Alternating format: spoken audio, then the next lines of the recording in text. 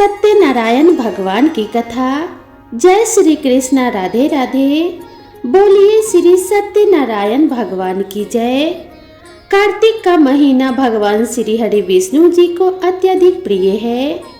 वैसे तो पूरे कार्तिक मास में श्री सत्यनारायण भगवान की कथा को सुनने से अनंत फलों की प्राप्ति होती है, किंतु देव उठनी एकादशी से लेकर कार्तिक पूर्णिमा तक के 5 दिनों में श्री सत्यनारायण भगवान की कथा को सुनने से मनुष्यों के सभी पाप और संकट मिट जाते हैं तथा सभी मनोकामनाओं की पूर्ति होती है। इसमें किसी भी प्रकार का कोई संदेह नहीं है। तो आइए भगवान श्री लक्ष्मी नारायण जी के चरणों का ध्यान करते हुए बड़ी ही श्रद्धा और प्रसन्न चित मन से श्री सत्यनारायण भगवान की कथा का प्रेम पूर्वक रसपान करते हैं। आप सभी श्रोताओं से अनुरोध है कि श्री सत्यनारायण भगवान की कथा को पूरा अवश्य सुनिएगा। इसे अधूरा सुनने पे पाप का भागी बनना पड़ता है। आमतौर पर देखा जाता है कि किसी भी शुभ काम से पहले या मनोकामना पूरी होने पर श्री सत्यनारायण व्रत की कथा सुनी जाती है। सनातन धर्म से जुड़ा शायद ही कोई ऐसा व्यक्ति होगा जिसने श्री सत्यनारायण कथा का नाम ना सुना हो या फिर इस कथा का श्रवण ना किया हो।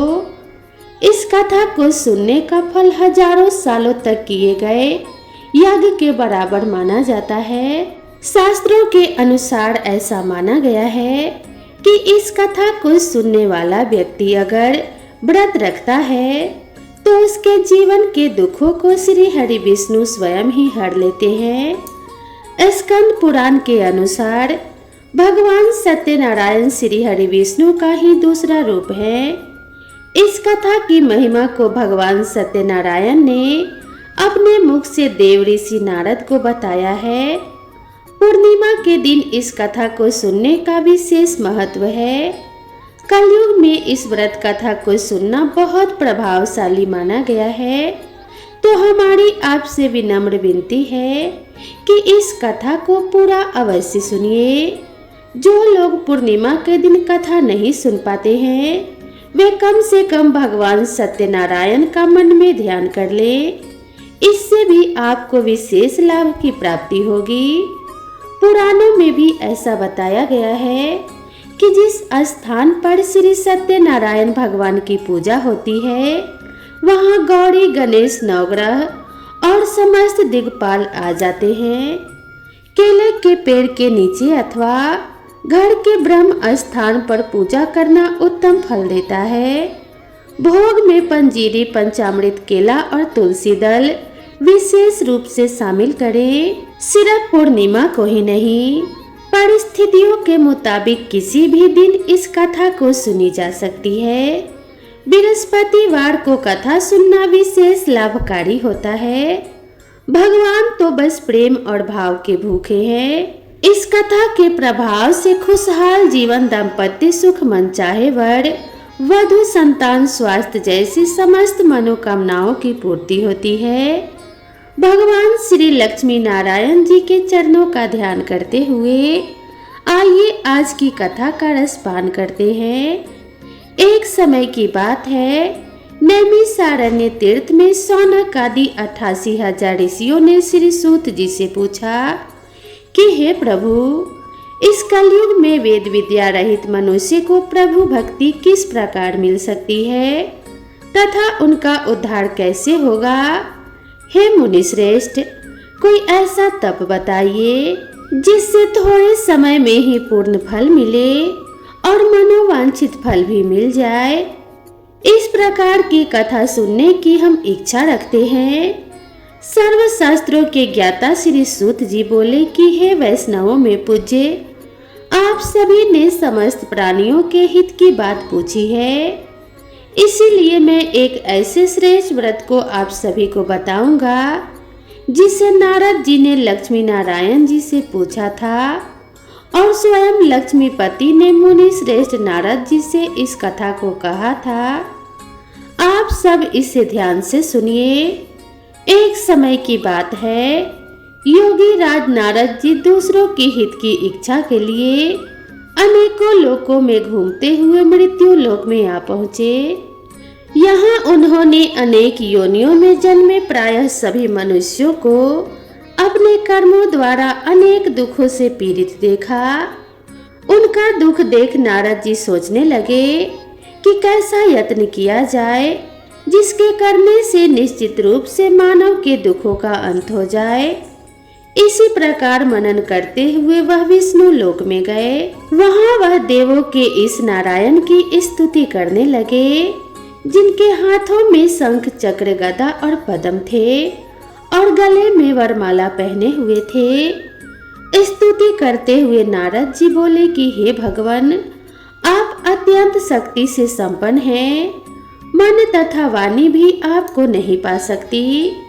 आपका आदि मध्य तथा अंत नहीं है।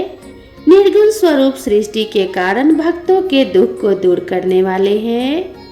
आपको मेरा नमस्कार है। नारद जी की स्तुति सुनकर विष्णु भगवान बोले कि हे मुनि श्रेष्ठ, आपके मन में क्या बात है? आप किस काम के लिए पधारे हैं? उसे निसंकोच होकर कहिए। इस पर नारद मुनि बोले कि मृत्यु लोक में अनेक योनियों में जन्मे मनुष्य अपने कर्मों के द्वारा अनेक दुखों से दुखी हो रहे हैं। हे नाथ, आप मुझ पर यदि दया रखते हैं तो बताइए कि वह मनुष्य थोड़े ही प्रयास में अपने दुखों से छुटकारा कैसे पा सकते हैं। तब भगवान श्री हरि विष्णु बोले कि हे नारद, मनुष्यों की भलाई के लिए तुमने बहुत अच्छी बात पूछी है। जिसके करने से मनुष्य मोह से छूट जाता है, वह बात मैं तुमसे कहता हूँ, उसे ध्यान पूर्वक सुनो। स्वर्ग लोक व मृत्यु लोक दोनों में एक दुर्लभ उत्तम व्रत है जो अनंत पुण्य देने वाला है। आज प्रेम वश होकर मैं उसे तुमसे कहता हूँ। श्री सत्यनारायण भगवान का यह व्रत अच्छी तरह विधान पूर्वक करके मनुष्य तुरंत ही यहाँ सुख भोग कर मरने पर मोक्ष पाता है।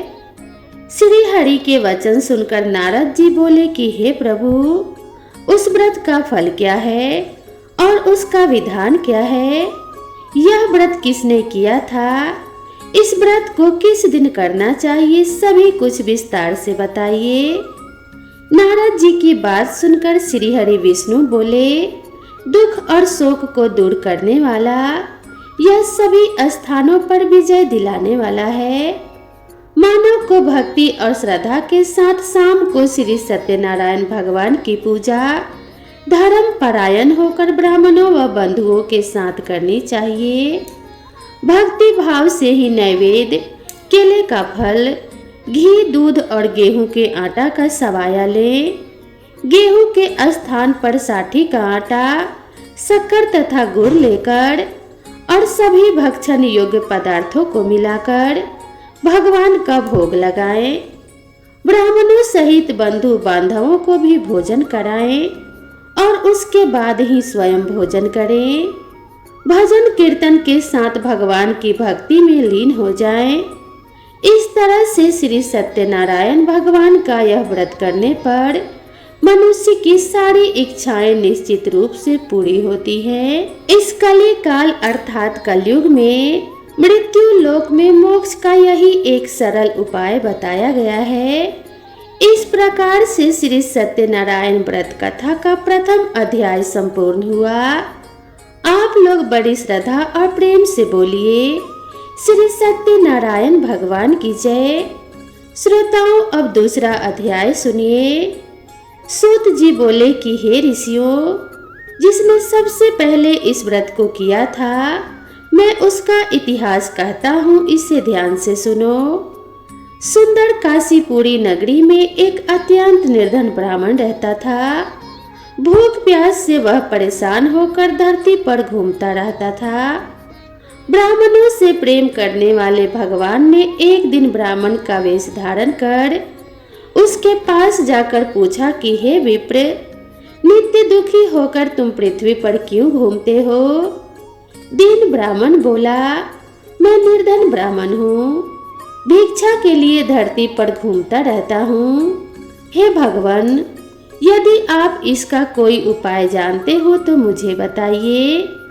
वृद्ध ब्राह्मण बोले कि सत्यनारायण भगवान मनोवांछित फल देने वाले हैं, इसलिए तुम उनका ही पूजन करो। इसे करने से मनुष्य सभी दुखों से मुक्त हो जाता है। वृद्ध ब्राह्मण बनकर आए श्री सत्यनारायण भगवान उस निर्धन ब्राह्मण को व्रत का सारा विधान बताकर अंतर ध्यान हो गए। ब्राह्मण मन ही मन सोचने लगा कि जिस व्रत को वृद्ध ब्राह्मण करने को कह गया है, मैं उसे अवश्य करूंगा। यह निश्चय करने के बाद उसे रात में नींद नहीं आई। वह सवेरे उठकर श्री सत्यनारायण भगवान के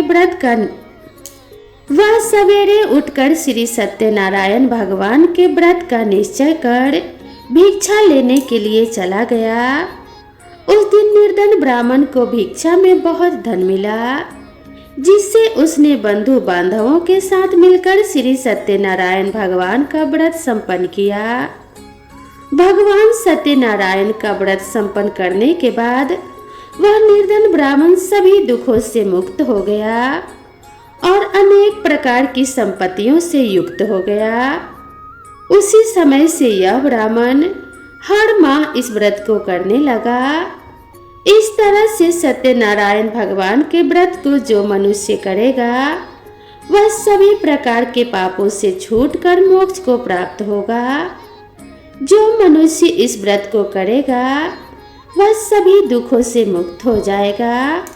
सूत जी बोले, इस तरह से नारद जी ने श्री नारायण जी का कहा हुआ श्री सत्यनारायण व्रत को मैंने तुमसे कहा। हे विप्रो, मैं अब और क्या कहूँ? ऋषि बोले, हे मुनिवर, संसार में उस विप्र से सुनकर और किस किस ने इस व्रत को किया, हम सब इस बात को सुनना चाहते हैं। इसके लिए हमारे मन में श्रद्धा का भाव है। सूत जी बोले, हे मुनियों, जिस जिसने इस व्रत को किया है वह सब सुनो। एक समय वही विप्रधन और ऐश्वर्य के अनुसार अपने बंधु बांधवों के साथ इस व्रत को करने को तैयार हुआ। उसी समय एक लकड़ी बेचने वाला बूढ़ा आदमी आया और लकड़ियां बाहर रखकर अंदर ब्राह्मणों के घर में गया। प्यास से दुखी लकड़हारा उन्हें व्रत करते देखकर प्रणाम कर पूछने लगा कि आप यह क्या कर रहे हैं तथा इसे करने से क्या फल मिलेगा, कृपया मुझे भी बताइए। ब्राह्मण ने कहा कि हे राजन, सब मनोकामनाओं को पूरा करने वाला यह सत्यनारायण भगवान का व्रत है। इनकी कृपा से ही मेरे घर में धन्य धान्य आदि की वृद्धि हुई है। विप्र से श्री सत्यनारायण व्रत के बारे में जानकर लकड़हारा बहुत प्रसन्न हुआ। चरणामृत लेकर वह प्रसाद खाने के बाद अपने घर को चला गया। लकड़हारे ने अपने मन में संकल्प लिया कि आज लकड़ी बेचने से जो धन मिलेगा उसी से मैं श्री सत्यनारायण भगवान का उत्तम व्रत करूंगा। मन में इस विचार को लेकर बूढ़ा आदमी सिर पर लकड़ियां रखकर उस नगर में बेचने गया जहां धनी लोग ज्यादा रहते थे। उस नगर में उसे अपनी लकड़ियों का दाम पहले से 4 गुना अधिक मिला।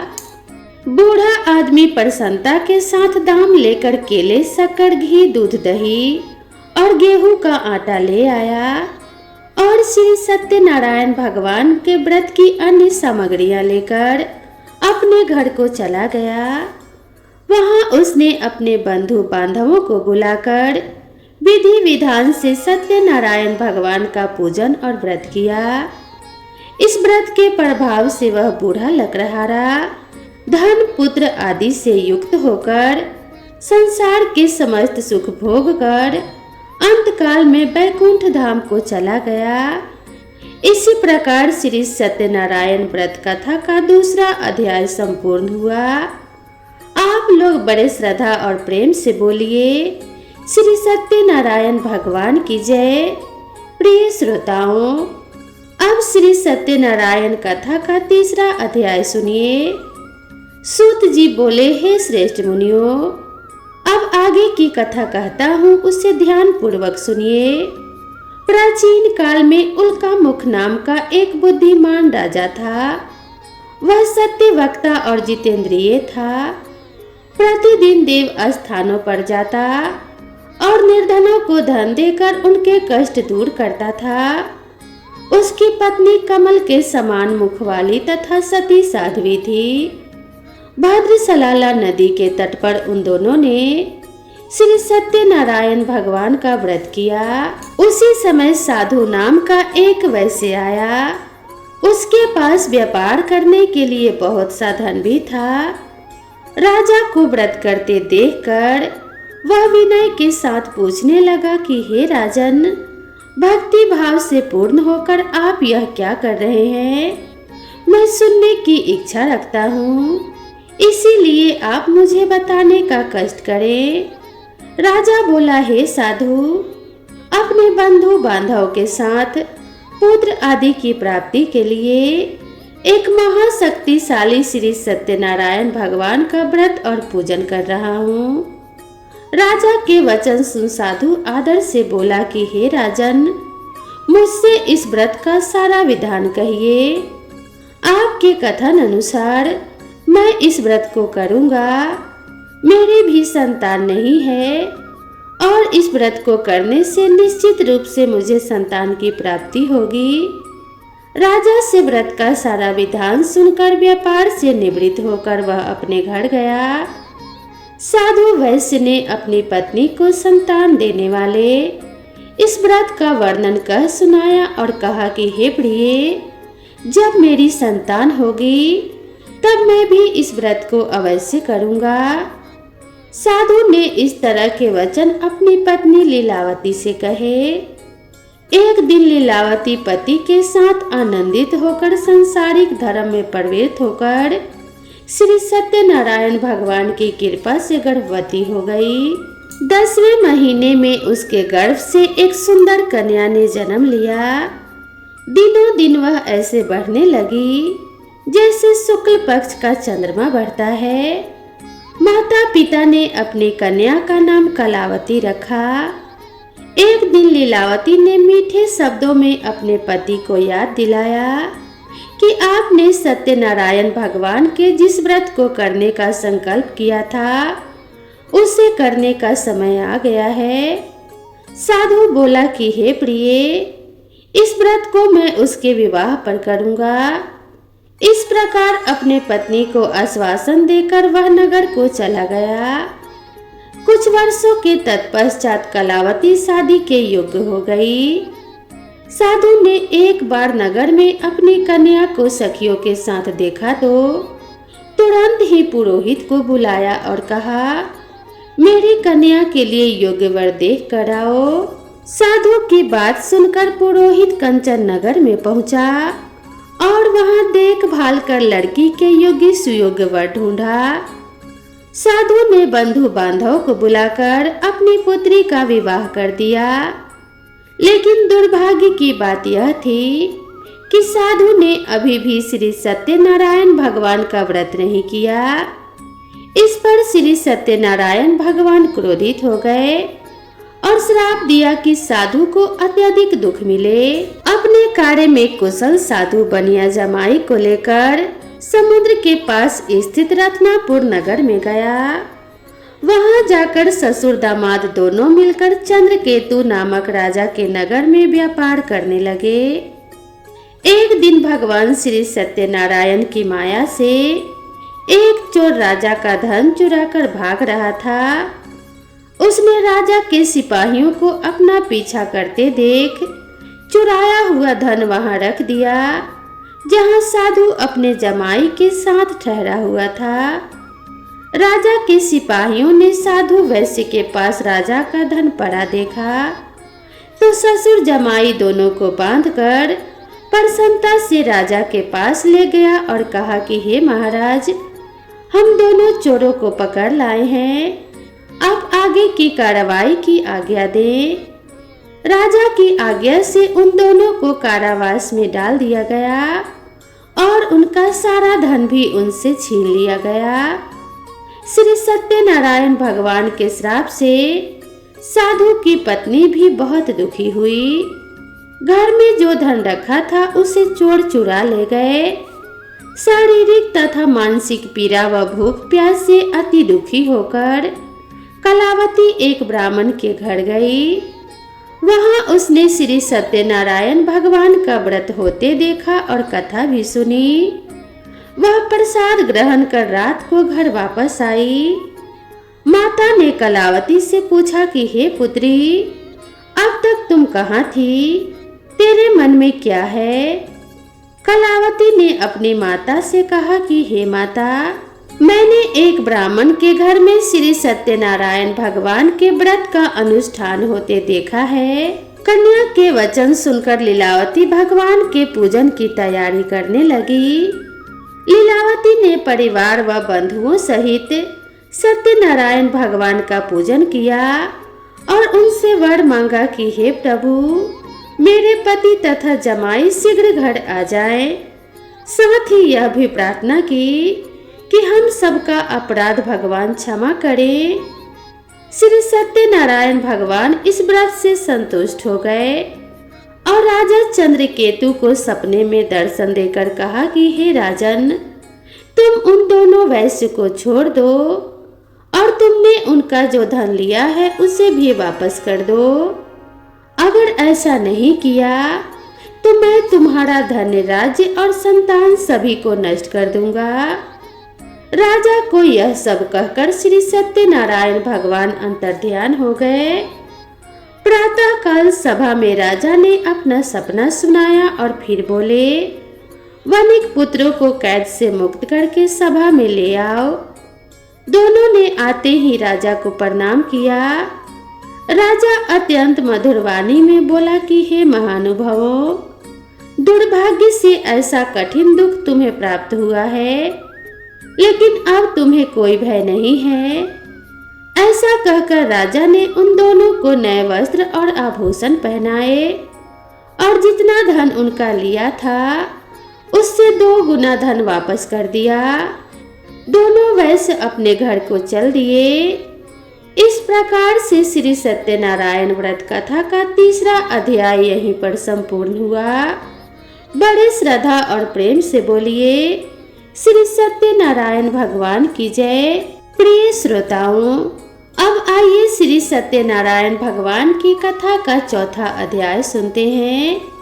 सूत जी बोले, वैश्य ने मंगल चार कर अपनी यात्रा आरंभ की और अपने नगर की ओर चल दिए। उनके थोड़ी दूर जाने के बाद एक दंडी वेशधारी श्री सत्यनारायण भगवान ने उनसे पूछा, हे साधु, तेरी नाव में क्या है? व्यापारी हंसता हुआ बोला कि हे दंडी, आप क्यों पूछते हो? क्या आप धन लेने की इच्छा रखते हो?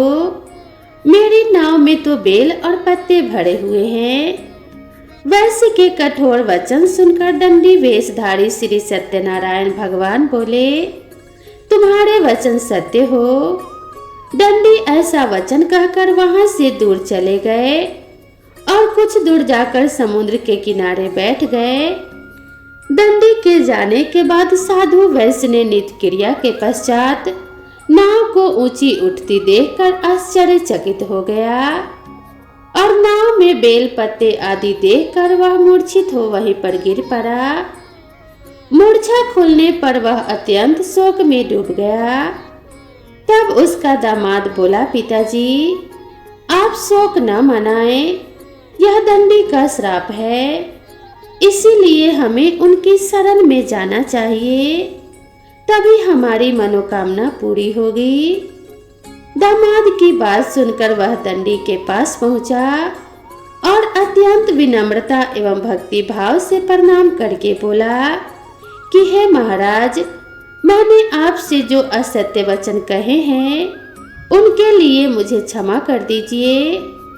ऐसा सुनकर महान शोकातुर होकर दंडी भगवान बोले कि हे वनिक पुत्र, मेरी आज्ञा से बार बार तुम्हें दुख प्राप्त हुआ है, क्योंकि तुम मेरी पूजा से विमुख हुए। साधु बोला, हे प्रभु, आपकी माया से ब्रह्मा आदि देवता भी आपके रूप को नहीं जानते। प्रभु, मैं तो अज्ञानी हूँ, मैं कैसे जान सकता हूँ।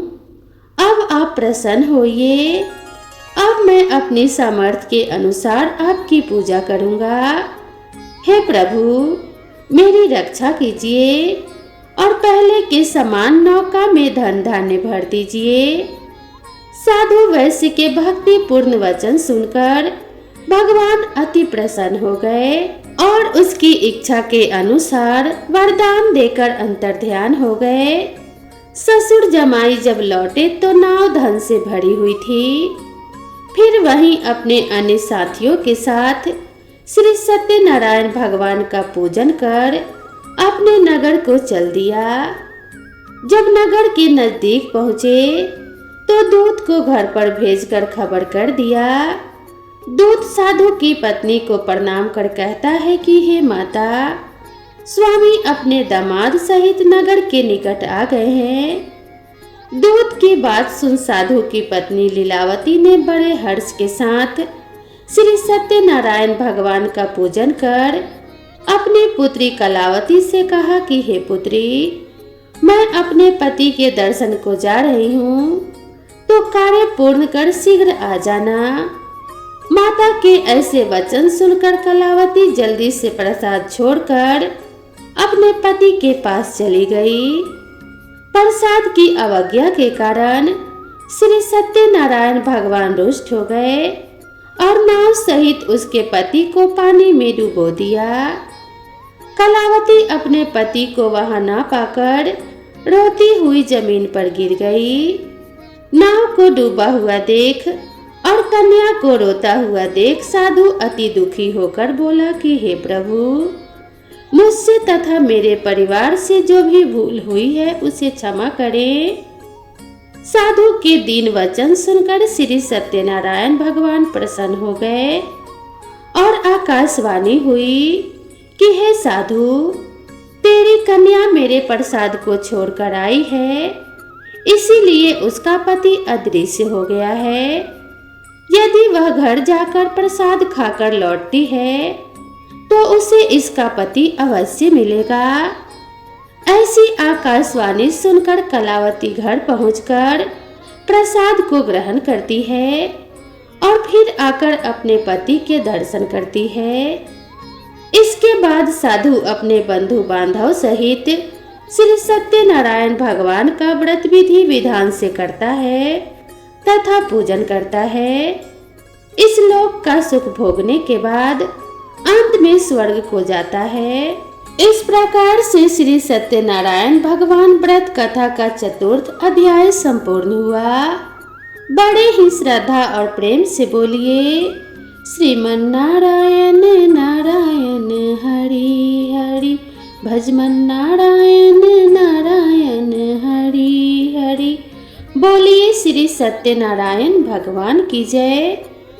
अब आइए श्री सत्यनारायण भगवान की कथा का 5वां अध्याय सुनते हैं। श्री सूत जी बोले कि हे ऋषियों, मैं और भी एक कथा सुनाता हूँ, उसे भी ध्यान पूर्वक सुनो।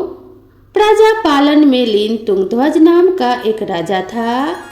उसने भी भगवान के प्रसाद का त्याग कर बहुत दुख सहन किया। एक बार वन में जाकर वन्य पशुओं को मारकर वह वट के पेड़ के नीचे आया। वहां उसने ग्वालों को भक्ति भाव से अपने बंधुओं सहित श्री सत्यनारायण भगवान का पूजन करते देखा। अभिमानवश राजा उन्हें देखकर भी पूजा स्थल पर नहीं गया और न ही उसने भगवान को नमस्कार किया। ग्वालों ने राजा को प्रसाद दिया, लेकिन उसने वह प्रसाद नहीं खाया और प्रसाद को वहीं पर छोड़कर अपने नगर को चला गया। जब वह नगर में पहुंचा तो वहां सब कुछ तहस नहस हो चुका था। वह राजा शीघ्र ही समझ गया कि यह सब भगवान ने ही किया है। वह दोबारा ग्वालों के पास पहुंचा और विधि पूर्वक पूजा करके प्रसाद खाया तो श्री सत्यनारायण भगवान की कृपा से सब कुछ पहले जैसा हो गया। दीर्घ काल तक सुख भोगने के बाद मरनों उपरांत उसे स्वर्ग लोक की प्राप्ति हुई। जो भी मनुष्य परम दुर्लभ इस व्रत को करेगा अथवा सुनेगा, भगवान श्री सत्यनारायण की अनुकंपा से उससे धन्य धान्य की प्राप्ति होगी। श्री सत्यनारायण भगवान की कृपा से निर्धन धनी हो जाता है और दुर्बल बलवान हो जाता है। संतानहीन मनुष्य को संतान सुख मिलता है और सारे मनोरथ पूर्ण होने पर मानव अंतकाल में बैकुंठ धाम को जाता है। सूत जी बोले, जिन्होंने पहले इस व्रत को किया है, अब उनके दूसरे जन्म की कथा कहता हूँ, उससे ध्यान पूर्वक सुनो। वृद्ध सतानंद ब्राह्मण ने सुदामा का जन्म लेकर मोक्ष की प्राप्ति की। लकड़हारे ने अगले जन्म में निषाद बनकर मोक्ष प्राप्त किया। उल्का मुख नाम का राजा दशरथ होकर बैकुंठ को गए। साधु नाम के वैश्य ने मोर ध्वज बनकर अपने पुत्र को आड़े से चीरकर मोक्ष पाया। महाराज तुंगध्वज ने स्वयंभू होकर भगवान में भक्ति युक्त करके मोक्ष पाया। इस प्रकार श्री सत्यनारायण व्रत कथा का 5वां अध्याय संपूर्ण हुआ। बड़ी ही श्रद्धा और प्रेम से बोलिए, भगवान श्री सत्यनारायण की जय। अब आइए श्री सत्यनारायण भगवान की आरती सुनते हैं। जय श्री लक्ष्मी रमना, जय जय लक्ष्मी रमना, सत्यनारायण स्वामी, सत्यनारायण स्वामी, जनपातक हरना। ओम जय लक्ष्मी रमना, रत्न जड़ित सिंहासन, अद्भुत छवि राजे स्वामी, अद्भुत छवि राजे। नाद करत निरंतर, नाद करत निरंतर, घंटा ध्वनि बाजे। ओम जय लक्ष्मी रमना, प्रगट भये कलि कारण, द्विज को दर्श दियो स्वामी, द्विज को दर्श दियो। बूढ़ा ब्राह्मण बन के, बूढ़ा ब्राह्मण बन के, कंचन महल कियो। ओम जय लक्ष्मी रमना, दुर्बल भील कराल, जिन पर कृपा करी स्वामी, जिन पर कृपा करी। चंद्रचूड़ ने एक राजा, चंद्रचूड़ ने एक राजा, तिनके विपत हरी। ओम जय लक्ष्मी रमना, वैश्य मनोरथ पायो, श्रद्धा तज दीनी स्वामी, श्रद्धा तज दीनी। सो फल भोग्य प्रभु जी, सो फल भोग्य प्रभु जी, फिर स्तुति कीनी। ओम जय लक्ष्मी रमना, भाव भक्ति के कारण, छिन छिन रूप धरी स्वामी, छिन छिन रूप धरियो। श्रद्धा धारण कीनी, श्रद्धा धारण कीनी, जन को काज सरियो।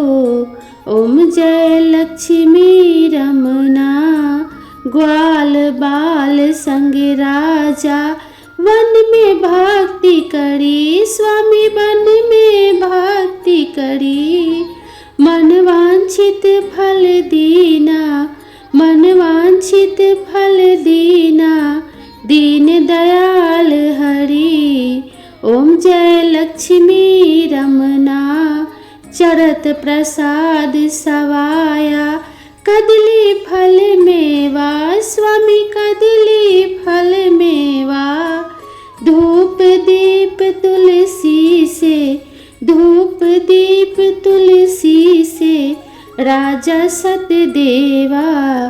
ओम जय लक्ष्मी रमना, श्री सत्यनारायण जी की आरती जो कोई नर गावे स्वामी, जो कोई नर गावे। कहत शिवानंद स्वामी, कहत शिवानंद स्वामी, मन वांछित फल पावे। ओम जय लक्ष्मी रमना। बोलिए श्री सत्यनारायण भगवान की जय। श्रोताओं, पूरी सत्यनारायण व्रत कथा का निहितार्थ यह है कि लौकिक एवं परलौकिक हितों की साधना के लिए मनुष्य को सत्य आचरण का व्रत लेना चाहिए। सत्य ही भगवान है, सत्य ही विष्णु है। लोक में सारी बुराइयों, सारे कलेश, सारे संघर्षों का मूल कारण है सत्य आचरण का अभाव। श्री सत्यनारायण व्रत कथा पुस्तिका में इस संबंध में एक श्लोक है जिसका अर्थ है कि सत्यनारायण व्रत का अनुष्ठान करके मनुष्य सभी दुखों से मुक्त हो जाता है। कली काल में सती की पूजा विशेष रूप से फलदायी है। सती के अनेक नाम हैं, यथा सत्यनारायण, सत्यदेव सनातन, सत्य रूपी विष्णु भगवान कलयुग में अनेक रूप धारण करके लोगों को मनोवांछित फल देंगे। इसी प्रकार से श्री सत्यनारायण व्रत कथा संपूर्ण हुई। तो प्रेम से बोलिए जय श्री सत्यनारायण भगवान की। दोस्तों, अगर वीडियो पसंद आई हो तो वीडियो को एक लाइक जरूर करें और चैनल पर पहली बार आए हैं तो चैनल को सब्सक्राइब करना ना भूलें और इसी तरह की कथाओं और कहानियों के लिए हमसे जुड़े रहें। भगवान श्री सत्यनारायण की कृपा आप सभी के ऊपर बनी रहे तथा आपके सभी परिवारजनों के साथ आपका भी कल्याण हो। तो प्रेम से बोलिए श्री सत्यनारायण भगवान की जय। तो दोस्तों, मिलते हैं इसी तरह के नेक्स्ट वीडियो के साथ। तब तक के लिए राधे राधे।